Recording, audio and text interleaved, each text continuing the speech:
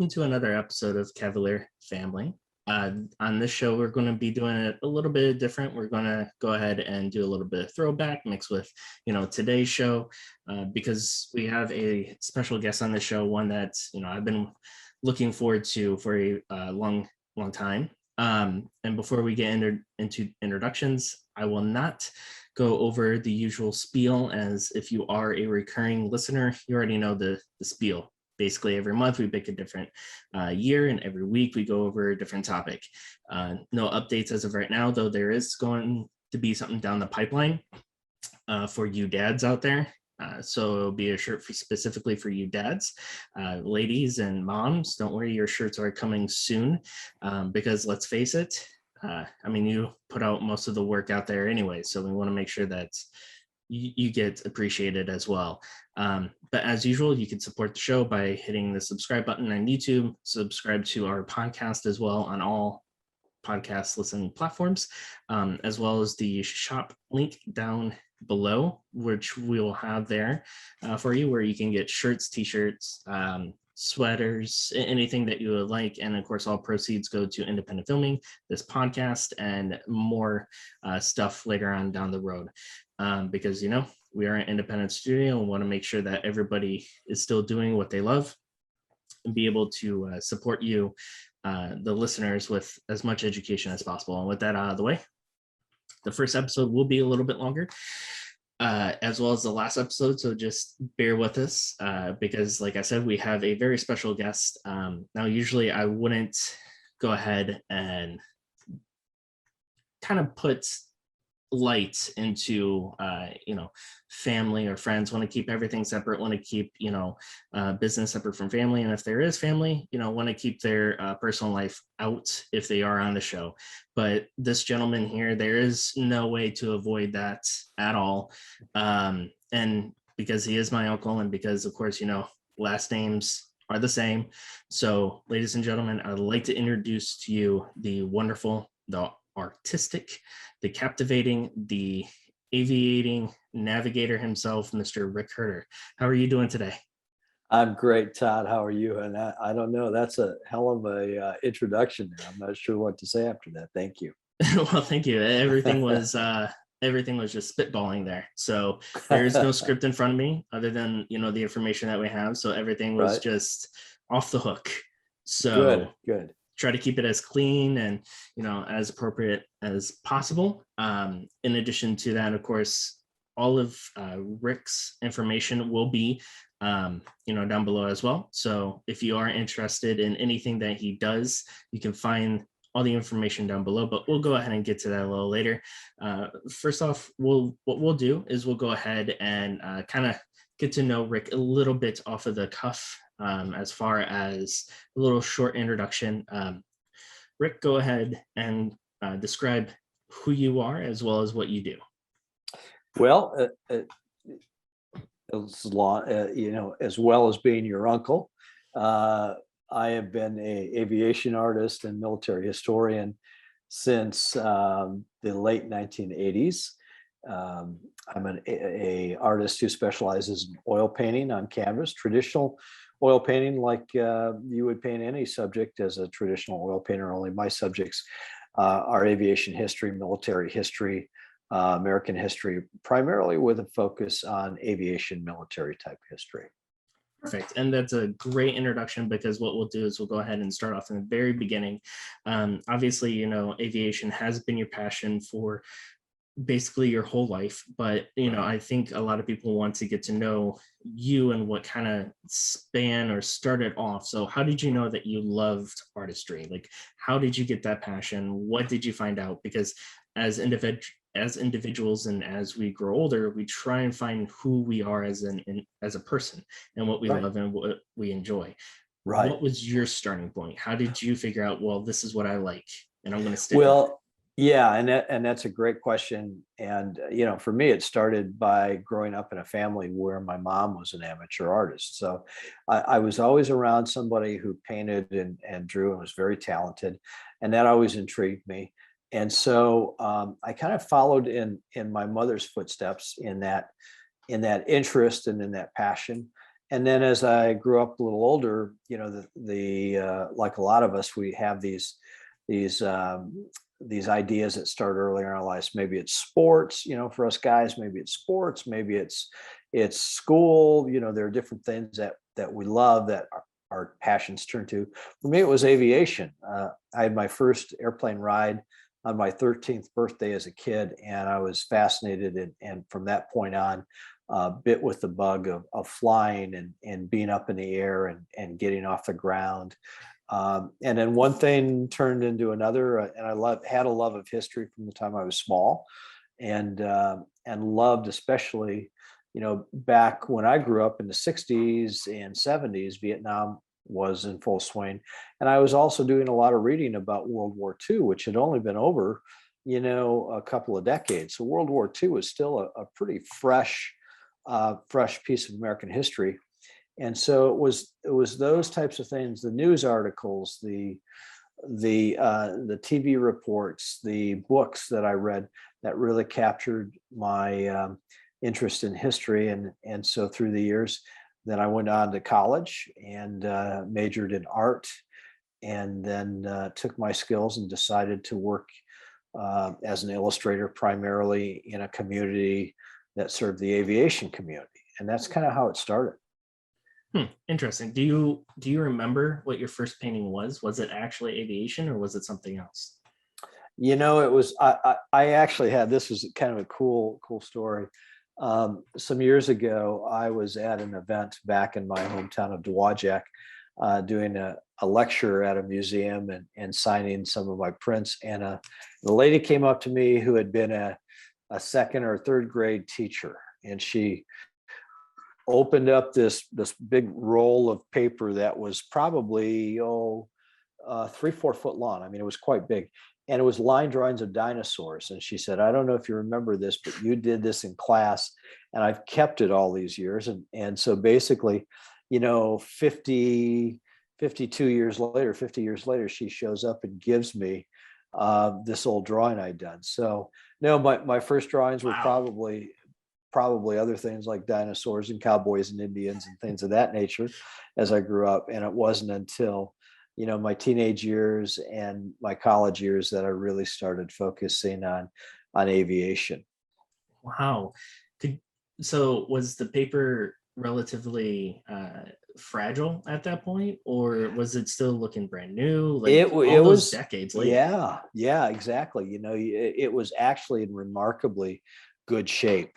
And I have it stowed away right now, that then once in a while I'll pull it out and take a look at it. And it's really great fun to look back at those things. Wow, that's absolutely amazing, especially since you can hang it up in the studio, which is, I'm assuming, where you are at right now, your very own studio. Right. I mean, the plane in the background doesn't give it away at all. So with that though, like who is an inspiration to you then? Because we all have inspirations, like who inspires us, for an example. Like for Sure. me, as far as when it comes to movies, when it comes to script writing and stuff, it's like Russo brothers, it's Kevin Smith, it's Steven Spielberg, it's like all the big movie guys, Sure. as well as Jason Blum, who's part of Blumhouse and stuff. So who is the inspiration for you? Yeah, well, for me, from a historical standpoint, as a historical figures of my youth, I mean, again, in the era that I grew up, for example, Apollo, we were just going to the moon, and in 1972, and in the 70s, when we were launching the moon missions, and in the late 60s, that was huge. And I remember as a kid, sitting on the floor in front of an old black and white TV, watching the NASA moonshots and making these line drawings of the Saturn V rocket and the lunar lander and all those things, and putting them in an old scrapbook. So, guys like Neil Armstrong, who I had the pleasure of meeting years later and working with on a project, and Buzz Aldrin and Collins, who were on the first moon landing mission. So guys like that. And then as time went on, I had a chance to come in contact and meet and sit down and talk with some of the great aces of World War II, guys like Chuck Yeager, Don Blakesley, Gabby Gabreski. So, real historical figures that really inspired me. As far as artists went, I graduated from college in the mid 80s, and I really didn't know but that there was such a thing as a genre or a collectible art category as aviation art. But as I started deciding on what my subject matter would be for my career, I came across an artist by the name of William S. Phillips. And Bill Phillips was a guy out in Portland, Oregon, who, along with a couple of British artists, were on the cutting edge of this genre called aviation art and collectibles of limited edition prints. So, I started watching guys like that, some of the British artists like John Young, Robert Taylor early on, another American artist by the name of Keith Ferris. Those guys were kind of the pathfinders. And so those guys were artists that really inspired me. The other artists like American artists, like Thomas Moran, who was a great landscape painter in the 1800s, amazing artist. And so, I've had a variety of people that have inspired me, but those are probably the most noteworthy that comes to mind. Well, that's fascinating. It sounds like you met so many like high people, like high places people. Like I definitely do want to go back to Buzz Aldrin at some point. So we'll go ahead and route back to that a little later. But let's go ahead with college and stuff like that. Let's stay in the path of you're growing as an artist. What kind of courses was there any courses that you thought were more fascinating that you would recommend to listeners who are just getting their footsteps into the door, or something that would intrigue an artist to actually take it, as well as was there a class that like completely kicked your ass in as well? Well, the classes that I loved, that I really gravitated to, were the more technical classes as far as illustration go. And they were, when I say technical, they were classes that taught really fine detail, with pen and ink and with what we called gouache type of watercolor. So they were finely detailed illustrations. And back then, this is long before the age of computer graphics and computer animation and the technology that we have today. So it was all done by hand. I took a class that was one of the very first, most rudimentary computer graphics classes, and it took us a whole semester to basically create a couple of spheres, one imitating what the Earth would look like from space and one imitating what the moon is. Now you watch Pixar movies or a variety of different animated companies that are doing this stuff where the artwork is absolutely spectacular, from the quality of the color, the shape, the light, the shadow, all those elements that we did by hand that would take us weeks to do now can be done within hours with the aid of computer aided design, computer graphics. So it was the illustration type of classes that really captured my heart. And the class, ironically, that I did the worst in was oil painting. I mean, I had a beginning oil painting class, and I basically almost flunked it. I think I got a D in the class, and so it's ironic that as the years have gone by, I became an oil painter, and that's my specialty now. But yeah, it didn't start out so well. Well, that's it's kind of funny, because the fact that a lot of us in our lives, we tend to struggle in some things. Like, for an example, as some of you already know, I did graduate with a computer graphics and design degree, but like for the 10 years of where I've been working, it's been nothing but hospitality. So it's complete polar opposite. So it's kind of funny to know that, where you struggled the most, it was oil painting, and that's exactly what you do. And majority, I mean, I shouldn't say majority, it's all of the paintings that you do. It's so surreal that it's incredible. I mean, it's amazing. It looks like if you just got done taking a photo.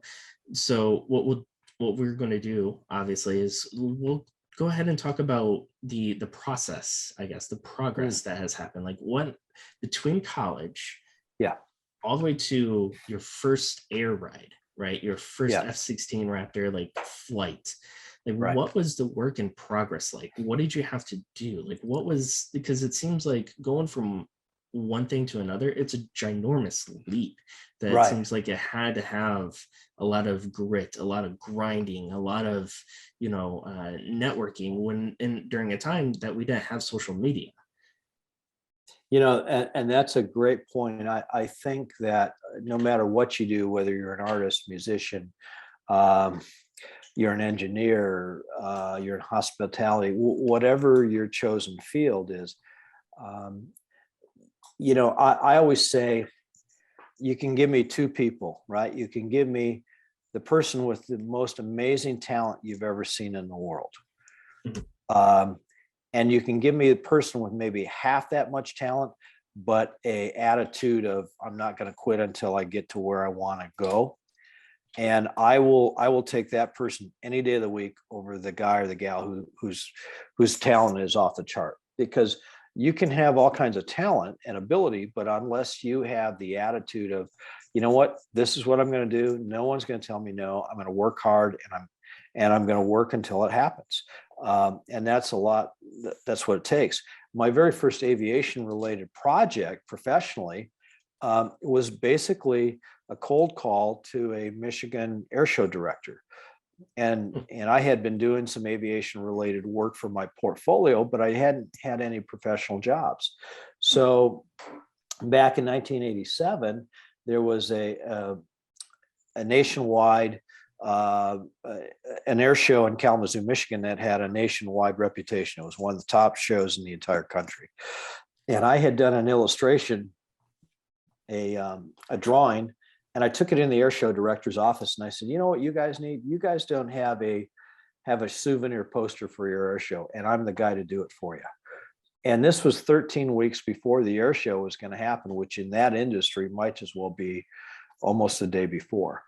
And so this air show director was, she said, well, okay, you know what, if you're willing to do the artwork for free and you're willing to get the printing done at no cost, we'll take your work and we'll do an air show poster. Well, just so happened at the time I was working for a printing company. So I went back and told my bosses, hey guys, would you be willing to donate the printing? I'll donate the art. We'll all get great tickets to an air show. And there we go. And that was my very first job. And it was a freebie, basically. It was a donation. But that poster went on to win a national award that year. And the next year, I had 3 other nationally known air shows commission me and pay me for my work. And then out of that work, a couple of years later, the United States Air Force had become aware of my work, and I received a call from the Pentagon, from the director of what was called the Air Force Art Program, and they invited me to become a participating artist. Now, Huh. the Air Force Art Program had been around since the 1950s, and they had approached the director of history in the Pentagon under the Secretary of the Air Force, had approached different artists through the years and asked them if they would volunteer their time and their ability to capture Air Force history. And um, for that donation, they would be willing to train us, give us opportunities to do things that very few civilians ever had a chance to do. So out of that opportunity became my flying career, my military flying career with the Air Force, which led to things like flying the F-16 or flying in the backseat of the F-16 and the F-15 and traveling into combat zones and doing all kinds of crazy things, through the years. Okay, so let me get this straight. You had a moment where you had a ballsy moment where you're like, Yep. listen, you guys don't have this, I'm going to do it in 13 days. Yep. And like you said, completely different because it takes more than 13 days to create something like that, but you went in Right. full thing, ballsy attitude, like I'm going to do it for you, and you did it. You hit Right. you hit the field goal. You you made your mark. But by that, it led to other people finding out about the work, and like, of course, the award for it. So in circumstances like that, like how was it just word of talk, do you know, or was it to the point of like your information was someplace where it could be easily reached? Like you go from like a conversation of 13 days and I'll get this complete, all to a situation where now you're getting a call from the Pentagon. Yeah. Well, I'm a firm believer in that, God gifts all of us with talents and abilities, right? I Mhm. mean, I don't think anyone has any doubt that God gifted Michael Jordan with the ability to become the most incredible basketball player that's ever lived, probably, right? He's given all of us great talents and abilities. The question is, if we have those talents and abilities, what are we going to do with them? And sometimes we have to step out, because in most cases, especially when you're starting out in any kind of career, people aren't going to come to you. You got to go to them. You have to put yourself on their radar, because there are a lot of other people out there that if you don't make the step and put yourself on their radar, somebody else is going to be on their radar. And so, for me, it was one of those things that, I had really been searching for an opportunity to do something I love to do, that was right in my wheelhouse passionately.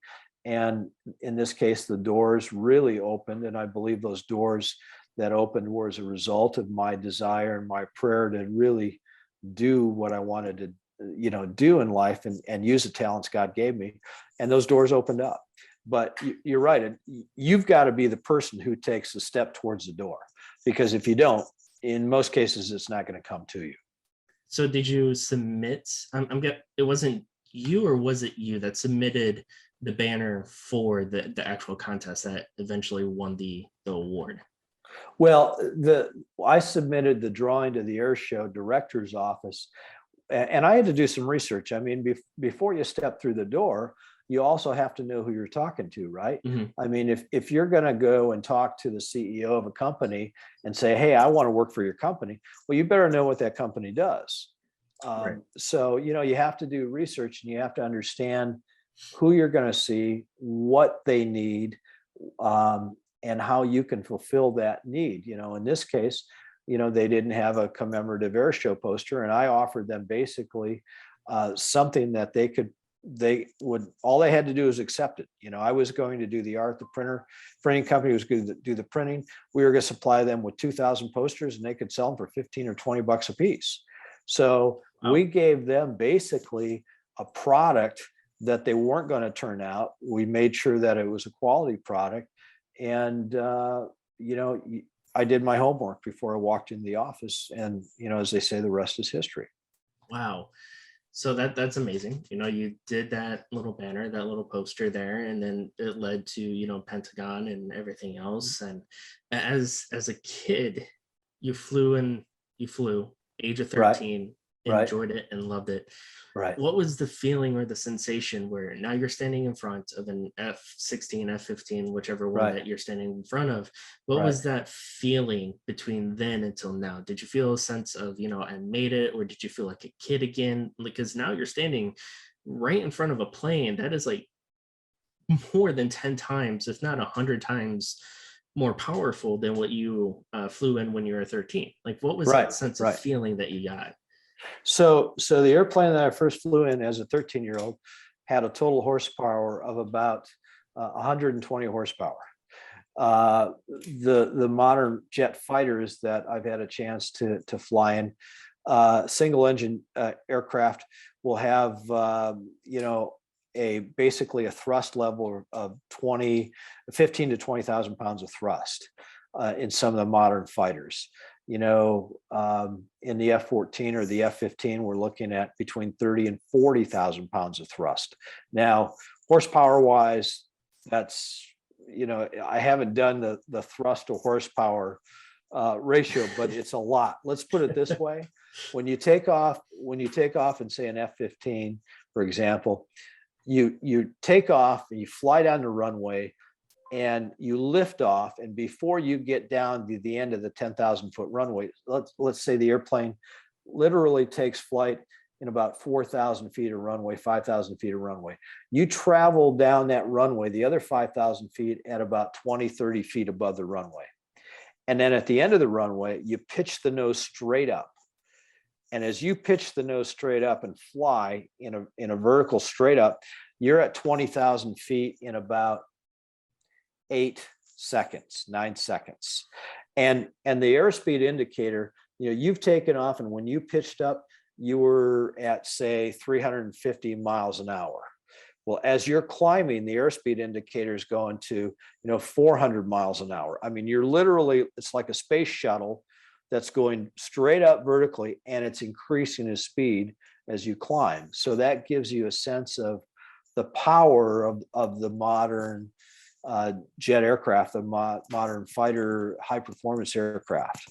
And the other thing is, you have those sensations, but you also, it's a lot of hard work.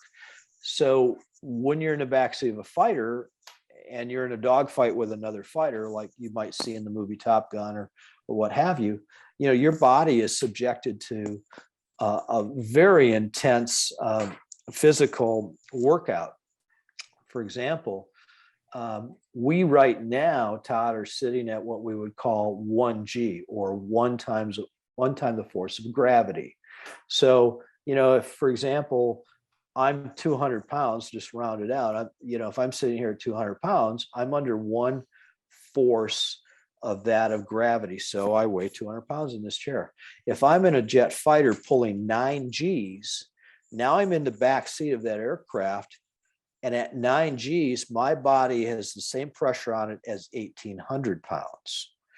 So if your neck, let's say the average head, the average, most of us, our head weighs about 20 pounds. And our neck is used to walking around all day long, supporting 20 pounds. Now at 9 Gs, my neck has to basically support the weight of 180 pounds. So take your head at 160 pounds on top of it, and imagine your neck and your shoulders and everything having to support that. Now imagine in a turn, in a fighter, in a dogfight, or you're pulling 9 Gs, and now your body is pressed into the seat like you've got a 1,800 pound gorilla sitting on your lap.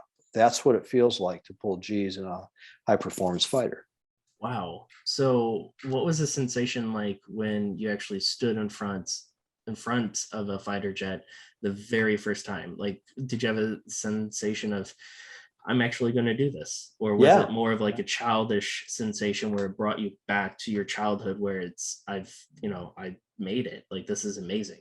Yeah, no, I mean, it was always great fun. And I still get that feeling. I took my last F-16 flight at the age of 59 just a couple of years ago, and was still able to pull 9 Gs. And I'm flying with a young man who's 30 years old, and he's one of the senior officers in the unit. He's one of what you'd call the old guy in the unit at 30. So, but every time I stand in front of one of those aircraft, or I'm getting suited up, we go into what we call life support, and we put on our G suit, and we get our helmet and our mask and our gloves and everything ready to walk out to the jet and get strapped in.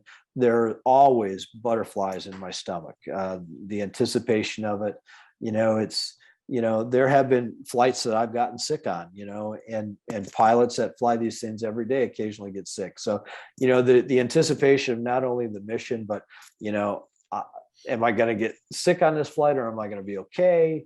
What are we going to do? Are we going to have any emergency situations that we've got to be aware of? There's a lot of butterflies, and I still get those butterflies today, as I did, 30 years ago when I took my first fighter flight. That's absolutely amazing. Like, I've always wanted to fly in one, but this just makes it more of like, because I love and enjoy the roller coasters, and I guess as a normal civilian, that's the best way I can explain it, as far as the sensation of what I want to feel. Yes. So that's absolutely amazing, and I can definitely tell, even by talking to you right now and seeing like the smile of like a kid inside you, and how happy you are doing that. Now, that first flight, was that for a painting directly? And if so, who was it for? Or was it just for, I guess it's more like product acknowledgement. Yeah, yeah. So with the Air Force, they would invite artists like me, a select group of us, on different missions. For example, they might say, "Hey, we're looking for an artist to go out and tour the ICBM silos in South Dakota." And so, you go out there and tour the nuclear silos and see what the mission of the nuclear crews would be. For me, most of my missions were high performance jet type missions. So, I would go. They would send me to a fighter squadron or a fighter wing someplace, fly me to that location, and then I might spend a couple of days with the organization, or I might spend a week flying and gathering research. And back in the early days, we didn't have iPhones with great cameras. We had 35 millimeter, great big old honking 35 millimeter cameras with long lenses and all this kind of stuff. So, imagine being in the back seat of a fighter where it's a very confined space. You're strapped in very, very tightly, so your freedom of movement is very restricted. Then, you've got one eye closed and you're looking through a viewfinder with the other eye through a lens, trying to focus in on other airplanes in your formation. And then those airplanes are making maneuvers and turns and everything else. So I would liken it to the next time you take a very hairy car ride with a friend, or a roller coaster ride. Close one eye and look through a soda straw with your other eye and see if that doesn't get you sick. So, a lot has changed through the years. Now it's great. You take, I used to take video with a great big handheld video recorder. Now, I can take my iPhone and just, do this and do that. And it's a pretty simple process.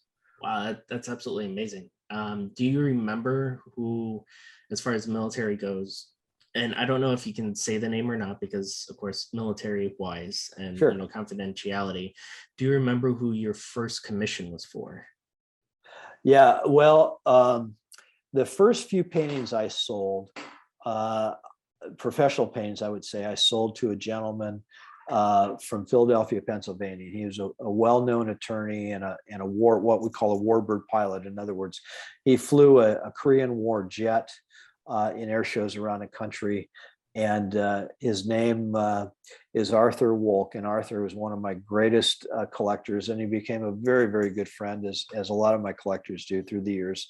And so I would say the first real professional pieces that were sold were to Arthur. My first Air Force commission was back in 1988, and it was a painting of the Thunderbirds flying over the Grand Canyon.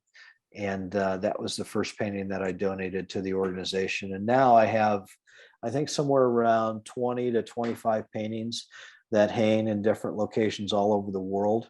Many of them hang in the Pentagon, but certainly a lot of them are different places, and they move around different bases around the world. Wow. Now, with that, do you have a favorite early piece that you did? Wow, that's another great question. I think asking an artist if they have a favorite piece is like asking a mom or dad, do you have a favorite child? And so it's a loaded question. I would say there are certainly paintings that are probably a little bit more memorable than others. I have a couple from my earlier career, but I think two that are very memorable were done in 2002. And they're both rather large paintings, 4 foot by 6 foot. Both pieces hang in the Pentagon and have hung since 2002 there. And they were of our first fighter aircraft over both the Pentagon and over the World Trade Center on the morning of 9/11. And those paintings are very detailed. You can see the buildings below in great detail. You can see the aircraft above in great detail, and very, very historical nature. And it took me a year to create each. Well, it took me a year to create both paintings. and they were unveiled a week before the first anniversary of the attacks in a Pentagon ceremony in Washington in September 2002. And I'm glad that you brought that up because that is something that I was kind of putting in my back pocket to bring up to Mhm. eventually go over and everything because I know that was a big time as well, especially since I believe I wasn't at the unveiling as far as I know I was at the unveiling in Michigan. I don't know if Right. there's a different unveiling. I know there's one I think in DC, but we'll go ahead and touch back with that a little later. Same with Buzz Aldrin because Buzz Aldrin was before or after that. Yeah, the experience with the Apollo astronauts was actually, actually, it was the year following that. It was at the Reno Air Races, and one of my corporate clients, a company called Rolls-Royce, and most people think of Rolls-Royce as the automobile, but Rolls-Royce, they're better known, or their greatest products are jet engines. If you're flying on a jet airliner, quite often you can look out at the engine and you'll see the Rolls-Royce logo on it. So Rolls-Royce builds jet engines and turbine engines for the power industry. And Rolls had been a great supporter and sponsor of what we call the Reno Air Races. And every year at Reno, there's generally a theme for the air races. And in 2002, 2003, the theme was celebrating the Apollo missions and the Apollo astronauts. So there was an Apollo astronaut reunion. It was, I've got to think about this now, it was in, I think October of 2002. So it was not long after the Pentagon event. And I had a chance to meet many of the Apollo astronauts that as a kid, I idolized and watched go to the moon. And I think the gentleman that I had the greatest respect for was probably Neil Armstrong. And Okay. Mr. Armstrong was a very, very soft-spoken gentleman, a very humble gentleman. And in a world of egos, because most of these guys were test pilots before they become astronauts, and they were military pilots, and so in general, a lot of these guys, have great egos. But I found that for the historical significance of what Neil Armstrong did, if you didn't know who he was standing in a room, you'd never know who he was. He wouldn't come up to you and say, "Hey, I'm Wow. Neil Armstrong. I walked on the moon." You would think of him as a grandfatherly figure who was, somebody's grandfather or whatnot. And so, unfortunately, he passed away. But I really enjoyed having a chance to get to know him a little bit and meeting him and talking to him at length about his experiences, primarily as a pilot, and less about his astronaut days. Okay. Well, I mean, that's absolutely amazing. And with that, of course, it sounds like, you had a great relationship with the guy. And, it's good to know that he didn't have that type of attitude because, unfortunately nowadays, I mean, look at what recently happened.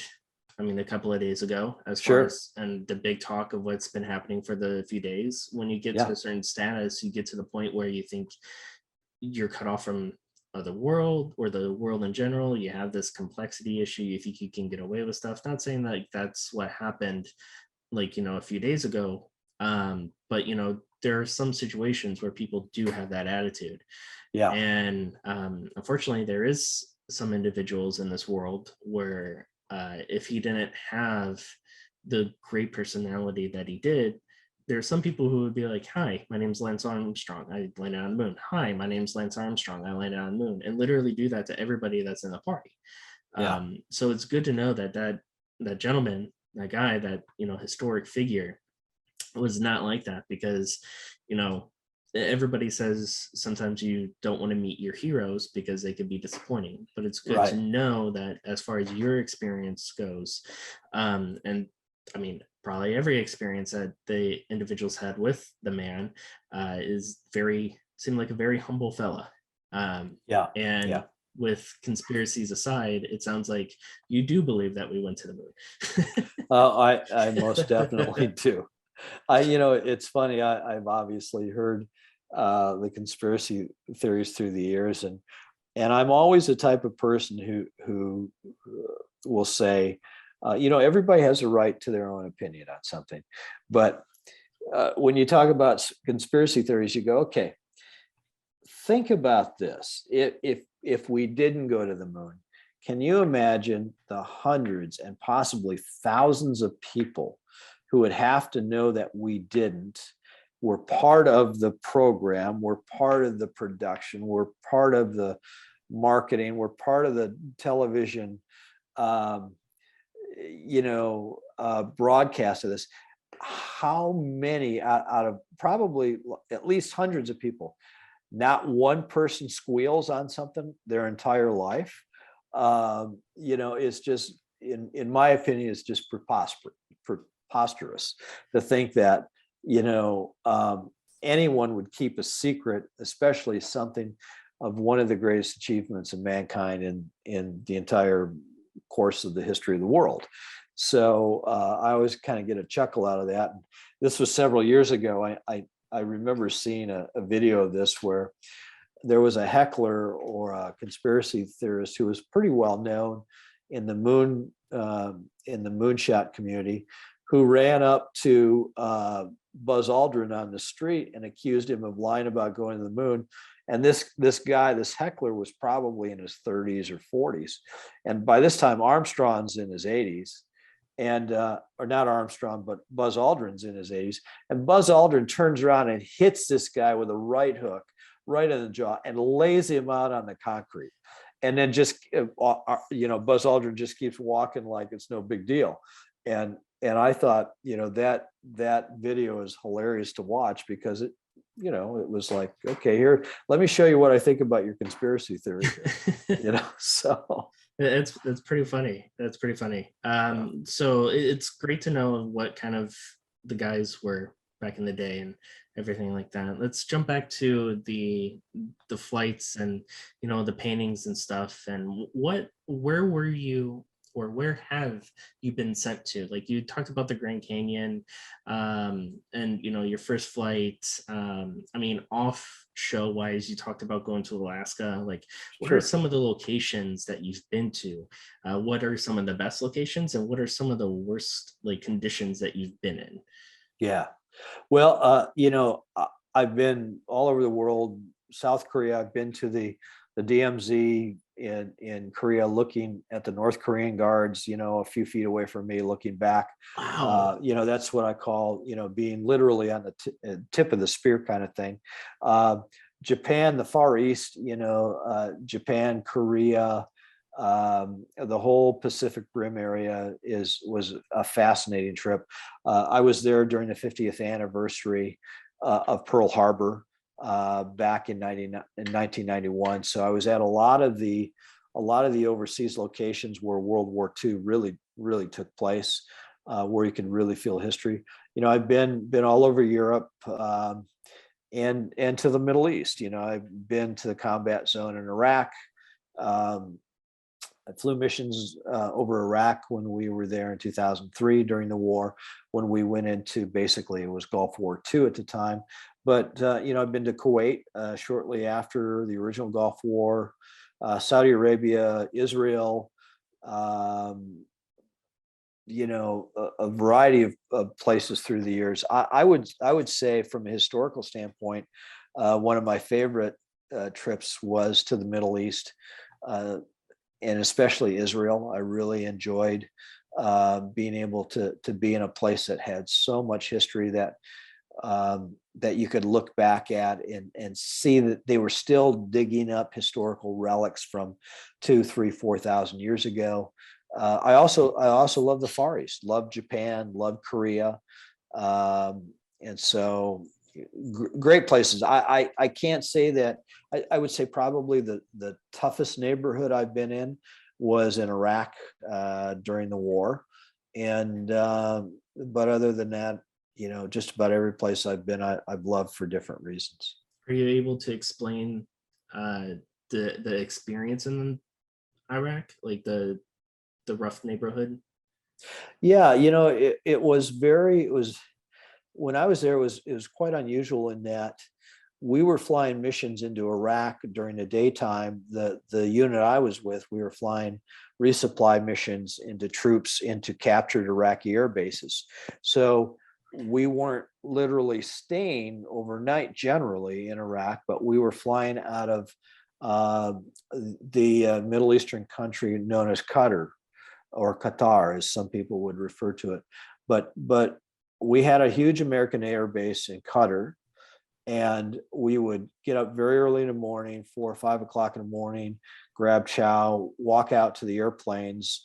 And even at that time in the morning, it was 75, 85 degrees with a temperature during the middle of the day of 120 degrees on the tarmac. I mean, I've never been to a place that was more miserable as far as weather. And that was a May, June timeframe.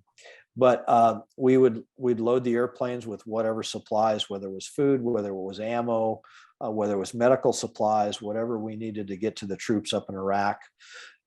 We'd fly across the Iraqi border, and we're looking for surface to air missiles or any other threats that could have possibly shot us down. And then we would land at these captured Iraqi air bases, resupply troops. Sometimes we'd take troops out, maybe injured troops that needed to get out, medevaced out to a hospital or whatnot. So, Yeah. and I think that probably the most sobering experience was before I traveled there on my assignment. Um, my friends at the Pentagon said, "Hey, before you go, you're going to a combat zone, and so make sure your will is in order. Make sure any paperwork. If you don't come back, things that your family needs to know about, make sure they know about it."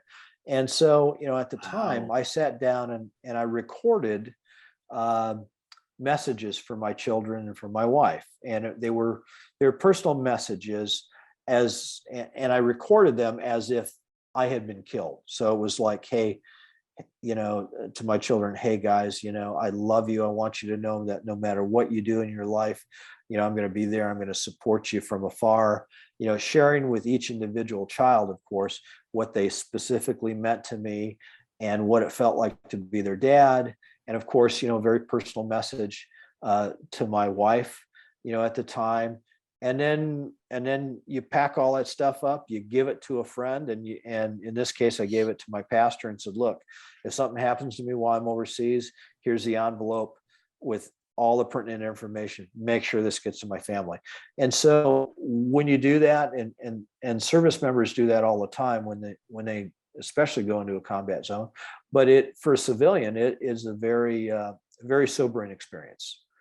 Wow, I couldn't even imagine like that. Okay, I was going to ask. That's probably the most, or I shouldn't say horrific, but most scary moments in your career. But I mean, the stuff that you just laid down only solidifies what I was going to ask, just because of the fact that, I couldn't imagine doing that. Like, hypothetically, let's say if worst comes to worst and how we end up, and let's say it gets worse in the future and we end up being in some sort of WW3, like, Mhm. and have to go partake or have to go fight, like I couldn't even imagine what you did and what you had to do and what the thought process was when you had to do that, just to know, okay, look, I'm doing this for my job, it's something that I love, but at the same time, like, it's a very personable thing that you're doing for your family, and it's got to be scary at the same time.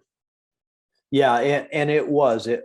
Like I said, I clearly can remember where I was and what the moment that I literally sat down on the floor up against in a corner of a wall in my studio at the time, which was off site. It was away from my home. One evening and recorded the tapes, and it was a very emotional experience because I really wanted to put my mindset in a place where this is the last thing. This is the last time my kids or my family or my wife will hear my voice, and what would I want them to know if I only had Right. one opportunity to share whatever I needed to share with them.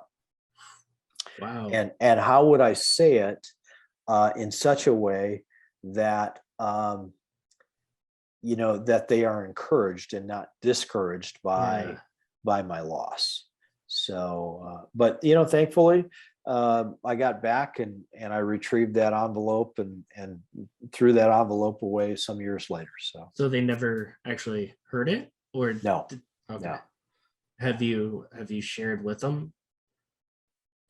no, I really haven't. And honestly,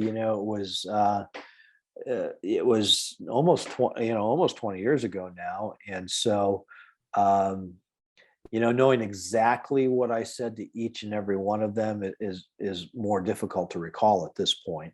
Right. But and even if I did recall it, I it's just something that at this point is a moot point and really wouldn't need to be shared anyway. So Well, I'm sure you've shared it anyways throughout the years in some form or some communication type, so supporting or loving. So I'm sure you've already said it anyways. So yeah, like what you yeah, said, like there's really no point at this point.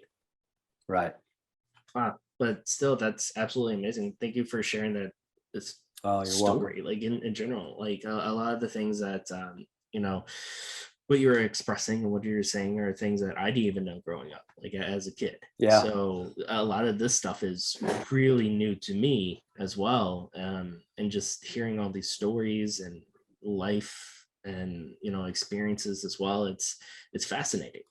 So I can't even imagine what the listeners are going to think as well. um, so now let's go ahead and because obviously work for the Pentagon doing paintings. You've done a lot. You've done many. hmm, Let's go ahead and jump back to a one of the dark periods of our history, and that's of course is 9/11. hmm, I do remember going to DC with my hmm. family at the time, and you know got the hookup to go to the Pentagon Right, right. afterwards, and being able to see the inside of it. I still remember to this day because it was, I don't know if it was a year after or if it was a few months after. I do know that security was really tough, Right. that you had to know somebody to know someone to even use the bathroom, basically. And being able to walk in there, there are some pieces of memory that I still remember, and unfortunately, there's some of it that I don't remember. Mhm. And just for security purposes, I will go ahead and refrain from going into detail on a lot of the stuff because I don't know what's legal to say and not to say. Mhm. But I do remember a lot of the building still being under construction, Right, having right, to go through the construction area as well and being told, yeah, this is where it hit here, this, and just went into detail on exactly what happened. right. And it is a absolute travesty as far as what happened to the two locations. And I guess I just remember that so much is because, when somebody talks about paintings or talk about aviation, like I'm not gonna lie, I brag about you. And the two paintings that I'm about to bring up is like the most memorable, the most iconic that I remember, but also like as like a nephew, I guess, like you Yeah, could still be proud of your family members, and that is the proudest moments, even though like as far as painting and artistry and stuff, like always looked up to you, but like the proudest moment was the moment of the unveiling and just seeing what you created, because it's a moment in history that is infamous. mhm, And really it's those two paintings that I feel everybody should at least look at, should mhm. see, or at least if you go into Google Images and you type in Rick Herter 9/11, or even just Right, 9/11 paintings, that should right, be, those two paintings should be the top two that comes up. right. Because if I'm not mistaken, I do know that you had some help with painting, with of course with your son, as far Yep. as fighter gear and stuff like that for the Yeah, plane. yeah, yeah, So that's a memorable on its own. But yeah. how was that moment when I guess that I'm going to assume the Air Force, but government in general, went up to you and was like, hey, look, We understand this happened. We would like for you to do these two style paintings. Mhm. How was that for you, like as an artist or as like as a painter? Yeah. It was, I remember it was two weeks after the attack when my phone rang. And, at this point I had 15 years of experience as an artist with the Air Force. So, my work was pretty well known, and my reputation, I had developed a pretty good reputation by that point. And so the director of the program at the time, Rusty called me and said, hey, Rick, we've got assignment we want to talk to you about. And he said, the Secretary of the Air Force has asked if we would select an artist to recreate a painting of our first fighters as they arrived over the World Trade Center site. And I of course accepted, the assignment. And he said, what we'd like to do is we're going to give you a briefing. We're going to give you access to the pilots that flew that mission that morning. And still at that point, 2 weeks after, a lot of it was still classified. So the news media hadn't been given access to these guys. Nobody knew their names. Nobody had heard their stories. Like I said, a lot of it was still classified. So, I was given access to the pilots that flew the mission to New York that morning. And as part of the research, the Air Force sent me out to Langley Air Force Base in Virginia. And I was going to do what was called a Noble Eagle flight. So right after 9/11, almost a complete year out, we were flying fighter jets over most of the major cities in the United States. And over Washington, D.C. and New York, fighters were flying what we call a 24-hour combat air patrol mission. So every 4 to 6 hours, two fighter jets fully armed, ready to shoot down an airliner or shoot down any kind of unidentified aircraft, were basically flying circles over, say, New York and Washington, D.C. We had Noble Eagle missions that were flying over Detroit, Chicago, Los Angeles, San Francisco, most of the major cities, especially along the coasts, because our theory was if we were attacked again, it probably would be from an airliner coming in either over the Pacific or over the Atlantic, because we had our airspace over the United States pretty well locked down. We had a lot of security protocols in place at the time that we weren't necessarily that worried about terrorists taking over an aircraft within the continental United States and using it as a missile, as the terrorists had on the morning of 9/11. We were more concerned about a foreign airline, let's say an aircraft coming from London or an aircraft coming from Tokyo or something, that would be taken over at the last minute and used as that flying missile or that flying bomb, essentially. So that's the reason for the 24-hour, or what we called the combat air patrols over the cities. So I was sent out to Langley, and I flew with an F-16 unit that were detached or were attached at that time at Langley Air Force Base in Virginia. And they were flying combat air patrol missions over Washington. That was their assigned area. But their job that they were tasked to do with me was to fly me in the back seat of an F-16. We called it the Viper, fly up to New York, meet the F-15s that were flying their combat air patrol over New York, join up with them, as a wingman position. And then I was going to take videotape and photographs of those airplanes over New York. And so that started the research gathering phase of what then would become the final paintings. Now, after we had finished rendezvousing with the fighters up over New York and getting the photographs and videotape, we're flying back to Langley, and my pilot said, Rick, I don't know if you knew this, but our squadron here, the squadron that you're flying with today, was the first squadron to get to Washington, D.C. And I hadn't known that. And so I asked the commander, who was my pilot that day, Mike Wabama, call sign Wobbs. I said, so Wobbs, tell me your story.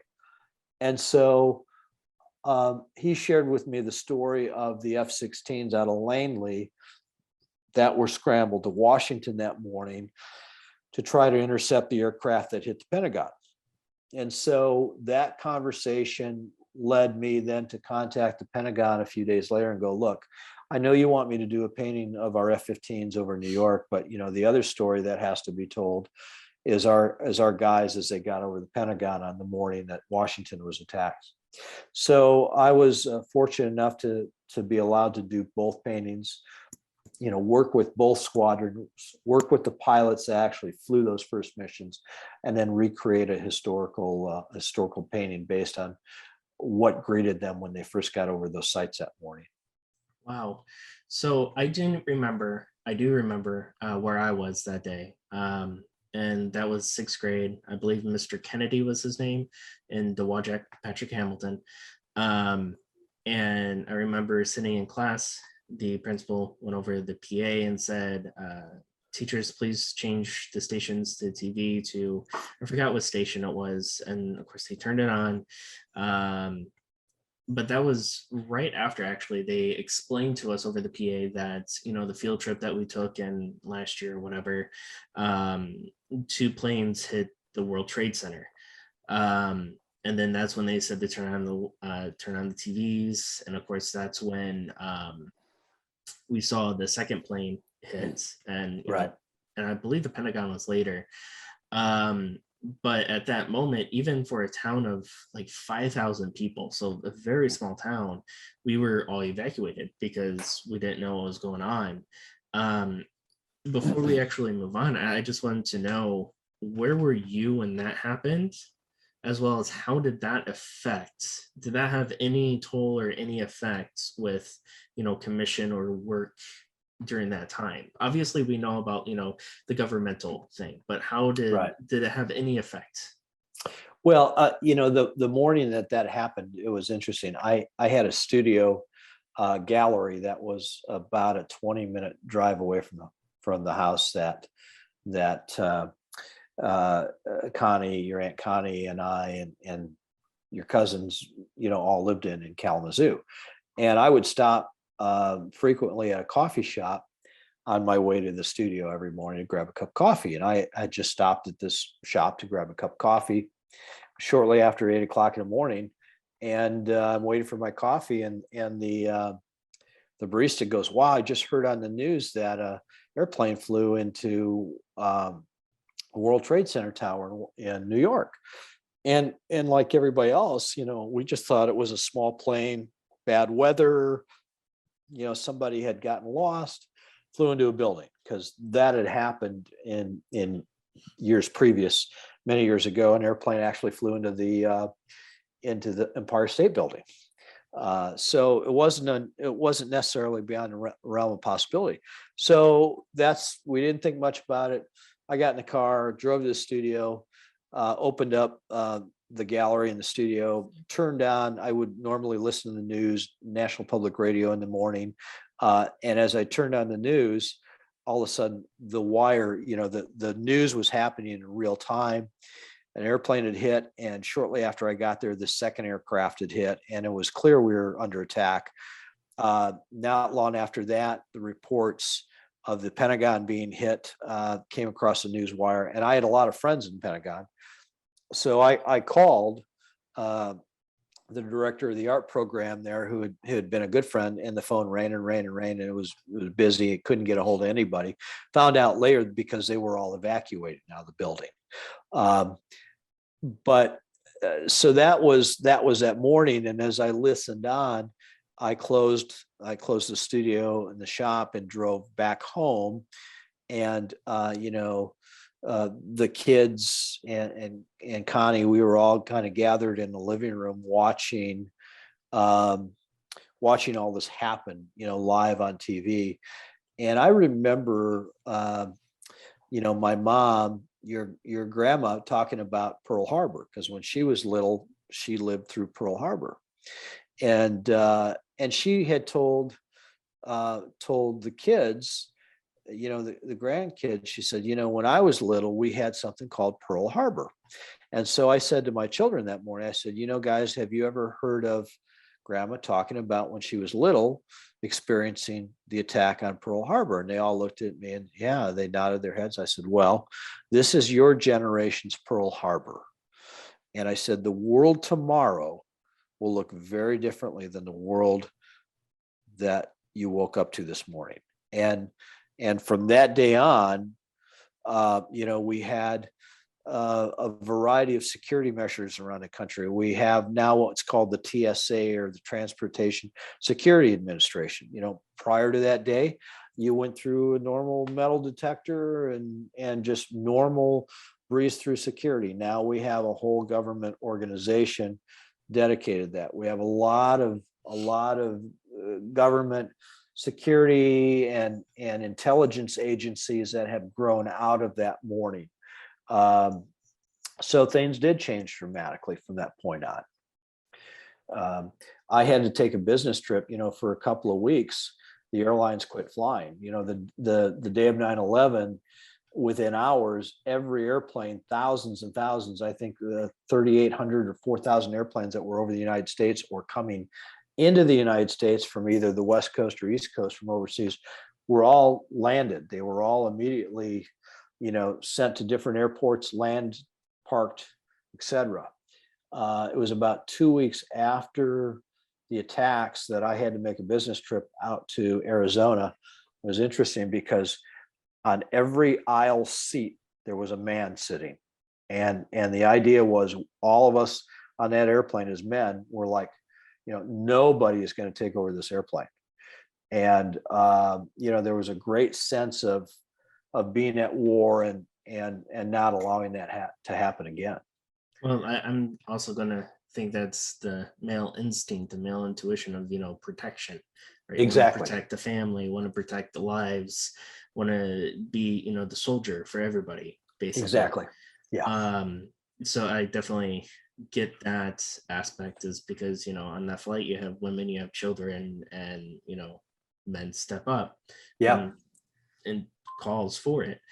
And I just can't believe, I can't believe what happened during that time period, but it's weird how things work, because after that, obviously it brought, the US together. Right. Something that, divided now, we need, not saying that we need, for dear God, I hope nothing like that happens again. Right. But we just need to find a different sort of connection. And obviously I have to word this differently or correctly, because I don't want anybody to be like, oh, think negative thoughts. No. What I'm saying is, we're so divided today. Right. It looks completely different in how connected we were after that. And Yes. like what you said, the world, or the day that they woke up to, is going to change tomorrow, and it absolutely 100% did. Yeah. So with that, of course, we'll jump to the unveiling of the paintings. From my memory, is from Michigan, is one of the memories, but you actually did an unveiling in DC, correct?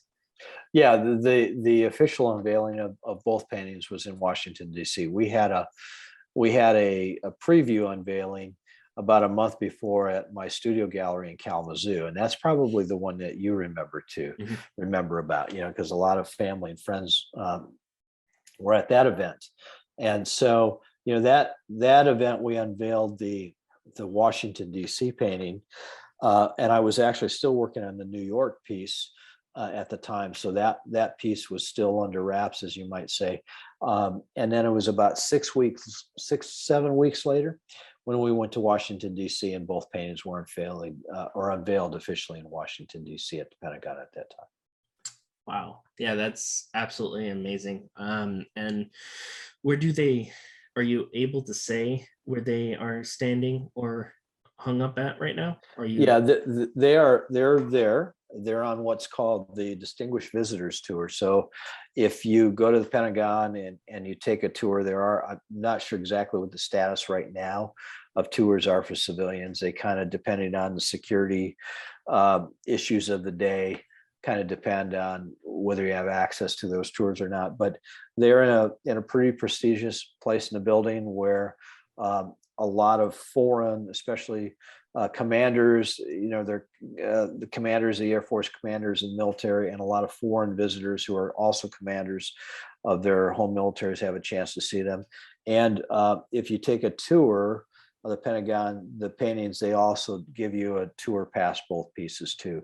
So they're on the innermost ring of the Pentagon, which is kind of the, you might call the, the, I would call the high command ring of the Pentagon, where all the chief command offices are. Wow, that's, to in my way of thinking, like that's very prestige location. Mhm. That's, other than being in the office of the president, or at least in the little control room area where they have their briefings every Right, day. right. That, to me, obviously I could be completely wrong, but to me that seems like the third level next to, those other top two tiers that you can have, like as far as paintings go and the location. Right, right. Yeah, no, it's a great spot. I've had a chance to see them a few times over the years, and it's nice to know that they continue to be exhibited there, and it continues to remind, it's reminding new generations that, like your generation was very, very young at the time, and some people who weren't even born at the time, kind of tells the story of that day to new generations of people.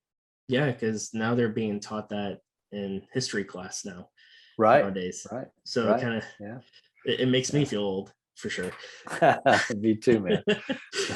So after that, and now you haven't done just aviation though. Like you've done others. Like for example, I saw the photo of you painting a train as well. Right, So right. it Yeah. seems like through the years, like you've done more than just aviation. Like for an example, um, I don't know where the train lines up, but you also are placed in the Guinness Book of World Records. Am I Right, correct right. on that?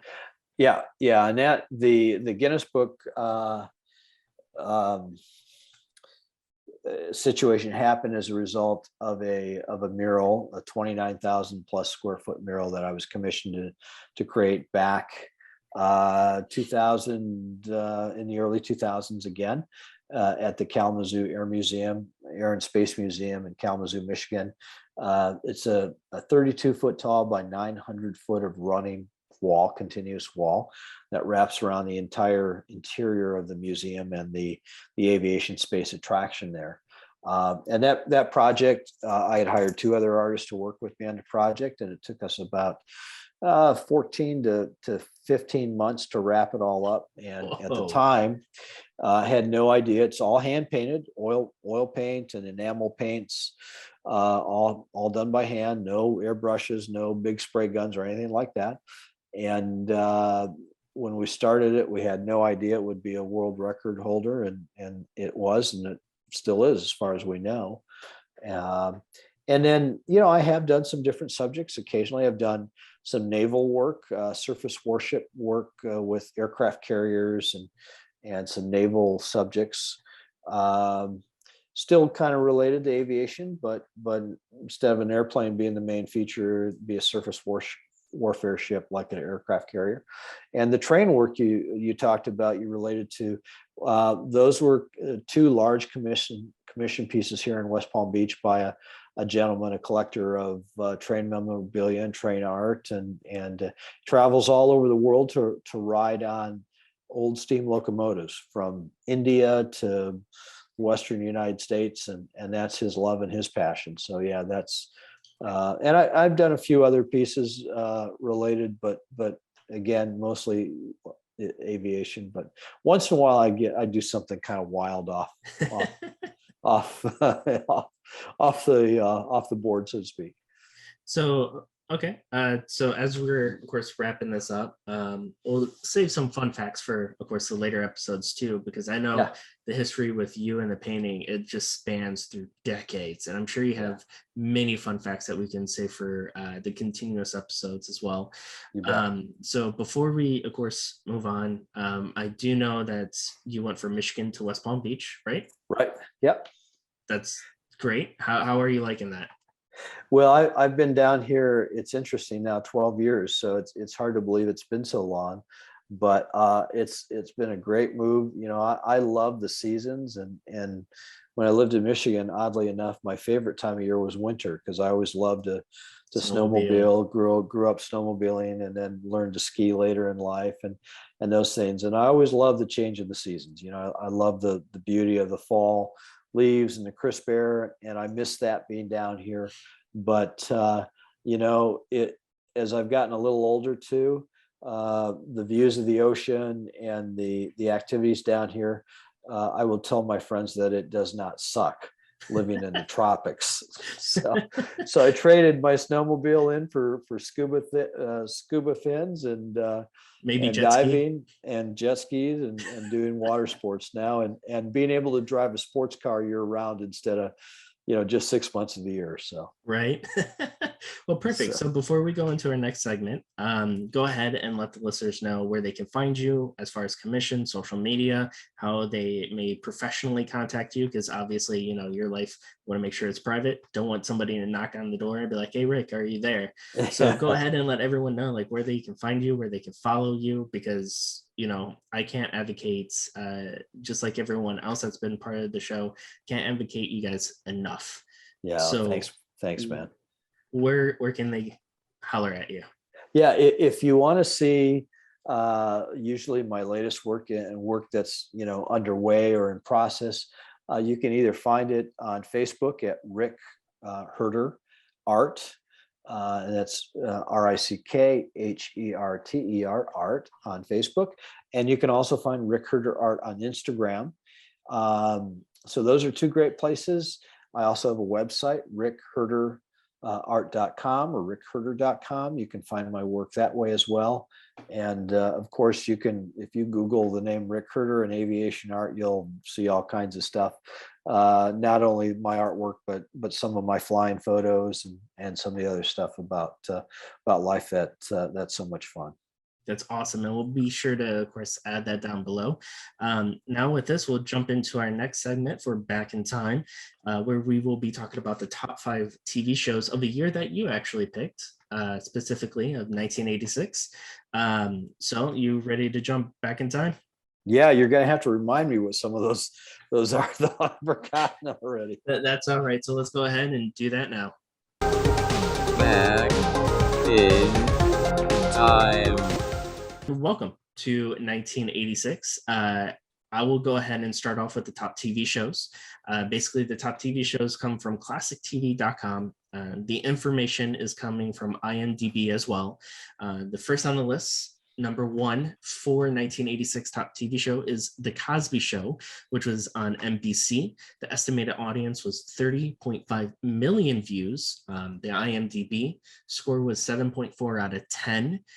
If you don't know, which I don't know how you don't know, but Cosby Show is a sitcom about the lives of the Huxtables and based on the stand-up comedy of Bill Cosby. Its main focus was on Bill's observations of family life. It touched on learning disabilities and teen pregnancy, which is something I didn't know. Starred Bill Cosby, Felicia Rashad, if I'm pronouncing that correctly, Lisa Bonet, who you will know her because she is the wife of one Jason Momoa. And then you have Raven Simone, which is, you know, everyone knows who Raven Simone is. The fun fact is the black button that Dr. Heathcliff Huxtable wore in some of the later seasons said SDJR. This is a reference to Bill Cosby's close friend, Sammy Davis Jr., who died during the series run. One fun fact about Sammy Davis Jr. that I didn't know is apparently he dabbled into the occult. He was a member of Church of Satan, which I didn't know. As well as he ended up having a fake eye due to a car accident where I believe it was a Chevy vehicle, the logo that was on the steering wheel when he got in an accident stabbed him in the eye. So apparently Wow. didn't know that.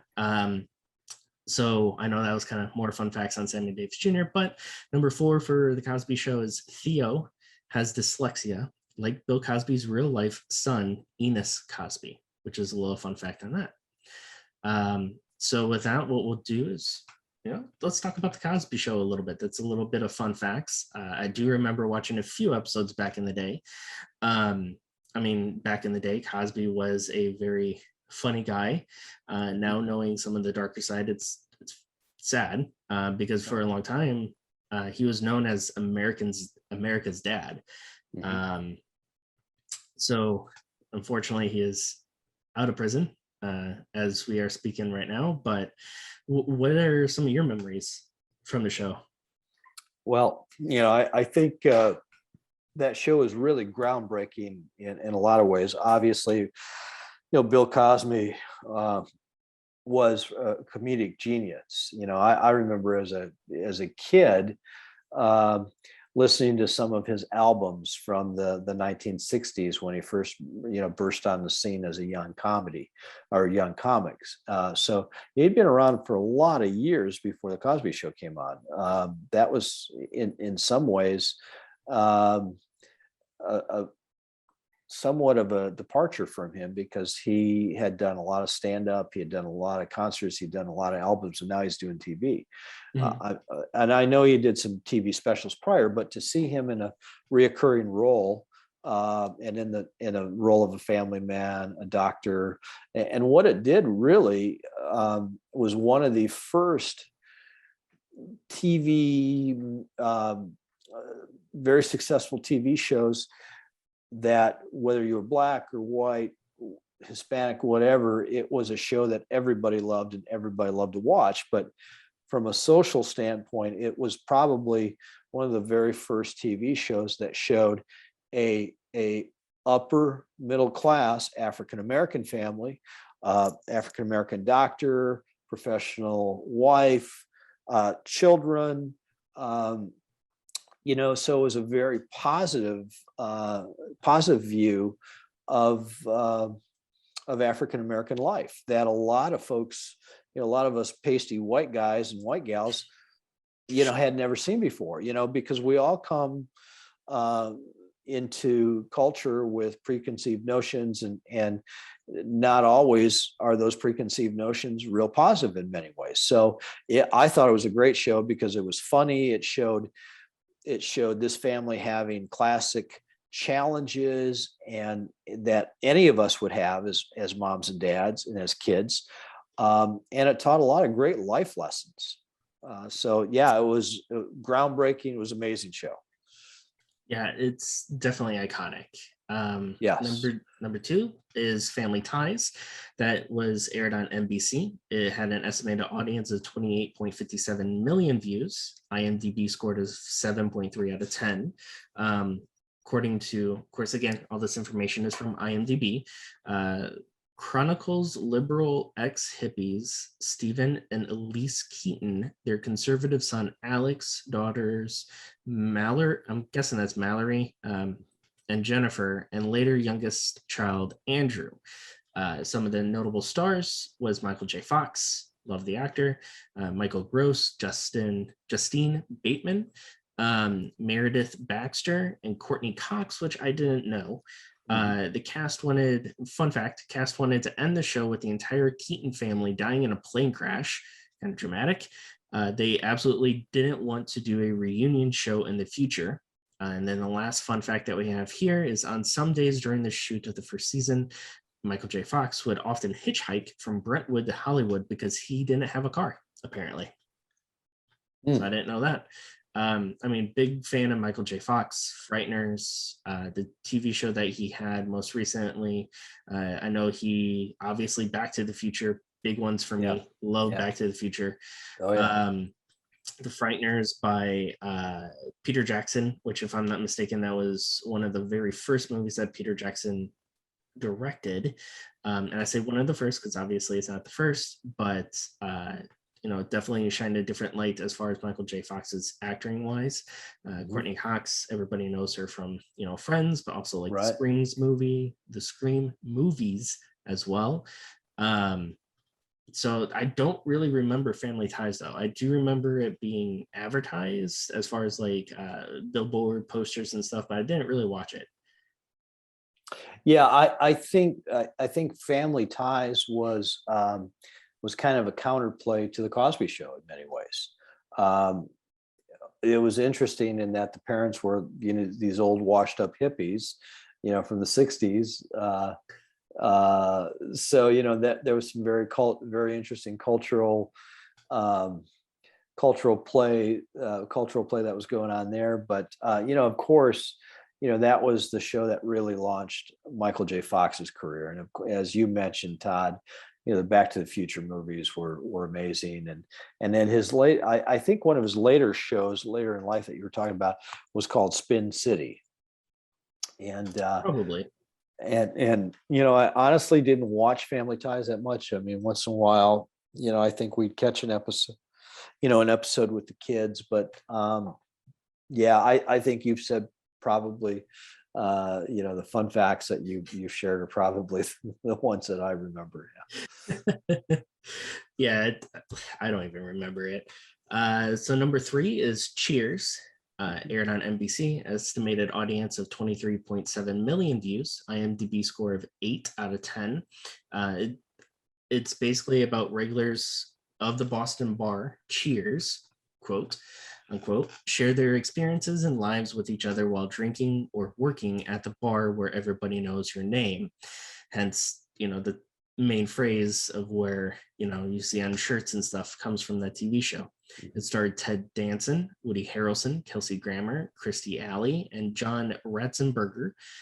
In the episodes in which the voice of Norm's unseen wife could be heard, her voice was portrayed by George Wendt's real-life wife, Bernadette Burkett. The character Frasier was so popular that it also created a spin-off TV show, Frasier.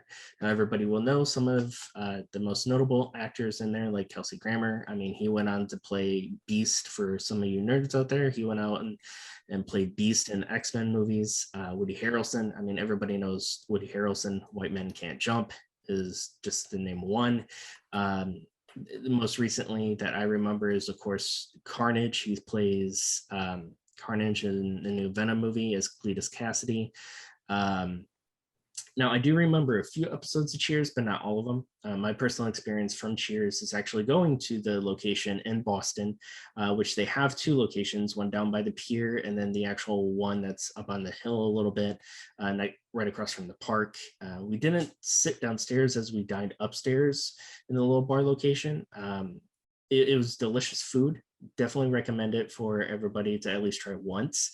I didn't get any merchandise though, because it was, a shirt I think was like $35, so it was quite expensive. Yeah. Well, that was a great show. I remember watching it on many occasions. One actress that that you didn't mention, who actually was part of the original cast, was a gal by the name of Shelley Long. And Okay. Shelley Long, that was before Kirstie Alley came into being. But Shelley Long, the blonde, played Ted Danson's girlfriend. She was also a bartender. So the energy, the sexual energy, and the kidding, and the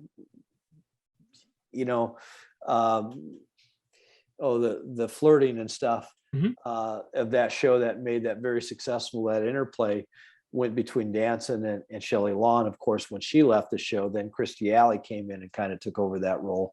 But yeah, great show. I remember it well. Really funny, and it launched the careers of a lot of great actors. Like you said, Kelsey Grammer, Woody Harrelson, are two that of course come to mind. Now, who do you think had better chemistry though? Was it Kirstie Alley or was it the other one? It would be hard for me to, I remembered early on. I didn't watch it a lot later in the show run. So, my memories of it are more about the chemistry between Danson and Shelley, and Ted Danson and Shelley Long. And so, it's hard for me to know or recall whether the chemistry, or make a judgment whether it was greater between those 2 characters or with Kirstie Alley when she came in later in the cast. That's fair to say. Number 4 looks like Murder, She Wrote, which was on CBS. Estimated audience was 22.1 million views. IMDb score of 7.3 out of 10. It is about a professional writer and amateur sloth. Jessica Fletcher uses her intellect, charm, and persistence to get to the bottom of every crime she encounters. Obviously, it starred Angela Lansbury, William Wyndham, Ron Masick, Louis Hertham, and Tom Bosley. I'm probably butchering all those names, by the way, but it's okay. The harbor of Jessica's hometown, Kaba Cove, is actually the Jaws lake on the Universal Studios tram tour, which I didn't know. The show's title is in reference to the Miss Maple mystery, Murder She Said, which was based on a novel by Agatha Christie, which is something I didn't know. I do know that, Angela Lansbury, I know her mostly from some of the old Disney movies, like Ben Knobs and Broomsticks, if I'm not mistaken. She was Sure. in Yeah. that one. Yeah, absolutely. Where, you had armored men in suits, like basically taking on Nazis. I remember that in that movie. There's a few episodes. I know my grandmother on my mom's side watched it. My wife is a fan. Same thing with her grandmother. She's a fan as well. So yeah, I mean, those are my memories of it. Yeah. I'm going to guess, since as big as the show as it was, that you've probably seen a few episodes as well. Oh yeah, we really enjoyed that. I think, if I remember, that when that show started out, or when it was in its heyday, it was a Sunday evening show, I believe. That sounds about right. And it was fun. I remember, we watched that often as a family, and it was always kind of fun. Who doesn't love a good murder mystery? And Angela Lansbury was such a likable character. Who didn't like her? And so yeah, great show. Perfect. And then brings us to the last one, and probably one of the most memorable, right up there with The Cosby Show, is, and I mean, all these are memorable, but Golden Girls. Aired on NBC. Estimated audience was 21.4 million views. IMDb score of 8.2 out of 10. Four previously married women live together in Miami, sharing their various experiences together and enjoying themselves despite hard times. It starred Ben Arthur, Betty White, Rue McCallaghan, and Estelle Getty, if I'm pronouncing that correctly. Yeah. The actresses consumed over 100 cheesecakes during the show's 7-year run. Bakeries from around the U.S. would send in cheesecakes for them. Bay Arthur hated cheesecake in real life, so I couldn't imagine what that was like. Rue McCallaghan was found asleep in all sorts of places on set, which is, a little fun fact. I do have a little bit of memories of Golden Girls. Again, grandmother on my mother's side, watched it a lot. I do remember, as far as comparisons goes, it was very much a How I Met Your Mother, Friends type of feel back in the day, especially with some of the stuff that they spoke about was very innuendoed as well. And I mean, who doesn't love Betty White? I mean, let's be real. Yeah. And that's I didn't watch that show very often, but it's funny, you can still find that show on reruns. Just a couple of weeks ago, my wife and I were watching TV, and we came across a rerun of that thing, and to watch it all the years later, there was a lot of humor in that show, and there was a lot of adult humor in that show, for four old ladies. And living in South Florida, I've met a few very spunky old ladies, around here that could have started that show very easily. So it was basically a real life scenarios of what happens down there, huh? Yeah, in a lot of ways. In a lot of ways, yeah. And with that, of course, it brings this week's episode to a close. Again, I do understand that was a little bit longer than the other episodes, but hey, we had an amazing guest that will be with us for the rest of the week as well, for this whole entire month, actually. So with that, we want to thank you for listening or for watching. And, before we go, Rick, go ahead one more time where they can actually find you. Yes, you can find my art and a little bit more about me at rickherterart.com, or on Facebook and Instagram at Rick Herter Art. Fantastic. And with that, we look forward to seeing you guys next week, or if you guys don't mind us, speaking into your ears, we would love that as well. Oh, and by, letting us speak into your ears, you can listen to this on any podcast platform as well. So be sure to follow us there, subscribe on YouTube, as well as all social media such as Twitter, Facebook, and Instagram. Just look for Cavalier Family. And with that, we wish you a good day and take care. Thanks, Todd. Good to talk to you. Oh, don't want to do that.